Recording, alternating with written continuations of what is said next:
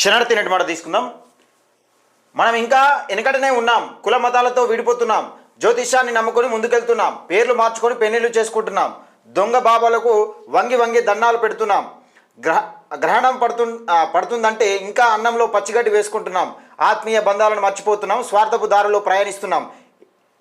ఎన్నేళ్ళు బ్రతుకుతామో తెలియకుండా జీవితం మీద ఆశలు పెంచుకుంటున్నాం. జన్మనిచ్చిన తల్లిదండ్రులు మర్చిపోతున్నాం. డబ్బులు ఆస్తులు చూసి మురిచిపోతున్నాం.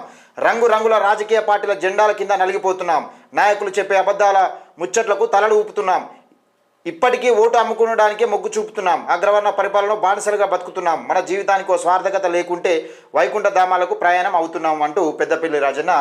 నిజంగా మనం ఇప్పటికి కూడా వెనకట్నే ఉన్నట్టుగా ఉన్నది కథ. ఎందుకంటే ఓటుకు పైసలు ఇస్తే ఓటు అమ్ముకుంటున్నాం.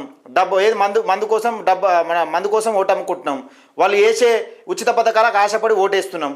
మళ్ళీ మన బ్రతుకులు మారాలని ఆశపడుతున్నాం. ఇది ఎట్లా పాసిబుల్ అవుతుంది? మనం మారితే కదా రాజకీయాలు మారేది. మన బతుకులు మారాలంటే ఫస్ట్ మనం మారాలి, ఓటర్లు మారాలి.